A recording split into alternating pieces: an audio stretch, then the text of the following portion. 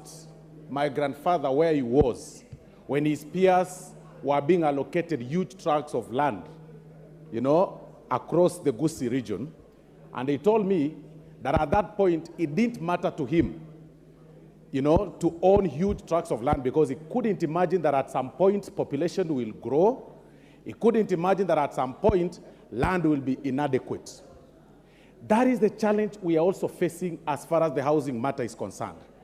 It is for that reason, Honorable Speaker, that today, even as a member of Parliament, my house sits in a 50 by 100 piece of land. And that is my area in Gusii area. Because of the carelessness and the don't care attitude my forefathers had as far as land allocation is concerned.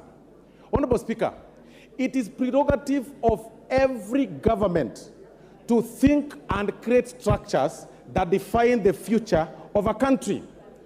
I get surprised, Honorable Speaker, that we are seated here just talking about matters of today, talking about matters of now, not imagining what will befall this country as populations grow day in, day out in another 20, 30 years.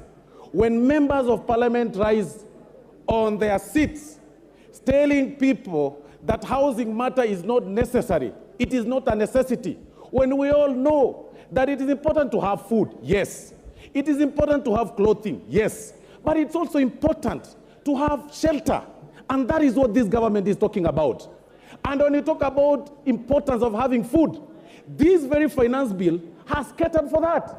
And that is why we are talking about zero rating, taxation on the farm inputs. In another few days or so, food production will be low in terms, the cost of food, cost of producing food will be low, food will be adequate, people will have a lot of energy, but they will not have shelter.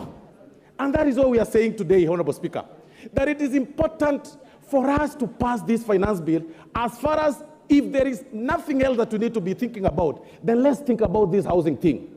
I imagine back in my area, and I keep saying this, that Gusii, Honorable Speaker, is turning to be a village slum. There is no land, but there are some pieces of land owned by government, and that is what we want to make use of. We are telling the members of the public that even as we think about today, in another 30 years or 20 or so, we'll need now to imagine the urbanization, because Kenya is largely urban in terms of, in nature. Everyone is moving urban. But now we are telling the people this way, that through this finance bill, you will be able to have structures built by government in your own sub-counties, so that in the inadequacy of land, it does not really affect you. Your people will have shelter. Because of the zero rating in terms of the farm inputs, your people will have food. Then people will live very okay. And that is the essence of the finance bill. But Honorable Speaker, listening to my colleagues from the minority side, and I listened keenly to Honorable Tienda Amolo, when he raised issue in terms of, cutting down the costs, the budget appropriation. But I get surprised, Honorable Speaker. We stayed here yesterday until 10 p.m. None of the members, not a single member of the minority was in this house to challenge the Committee of Supply when we were doing allocation. Except Oluoch. It is in this house that we allocate and reallocate funds. If you wanted to cut down the budget, if you wanted to downsize the surplus of a certain particular... Also be fair to Beatrice Elachi, she was here up to the end of time. I stand guided, Honorable Speaker. Yes. I was, of course, with Beatrice Elachi and Honorable Oluoch. But all the rest were not here. You are talking about cutting down the budget as far as appropriation is concerned. That is a prerogative of this House. You are not here, Honorable Tienda Amolo. So who else do you want to cut down that budget if you are not here? You are complaining that we are, collecting money left, right, and center. But we passed that budget here. We passed the surplus here. It is a shame. It is a complete shame, Honorable Speaker. And it is important for Kenyans to know that the budget is pushed through your taxes. And that is what the essence of this finance bill is all about. The budget... Give him 1 minute. Thank you, Honorable Speaker.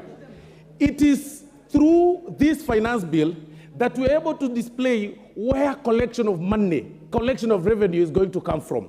When we passed the budget yesterday, we are justifying our collection, our source of income through this finance bill.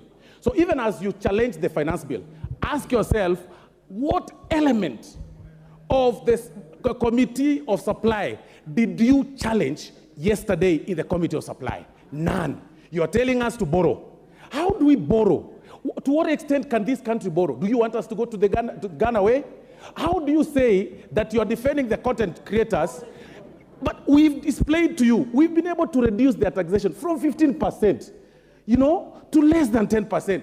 I mean, really, why do you want to play populist politics when you know you also need salaries? You know very well that your classes need to be built.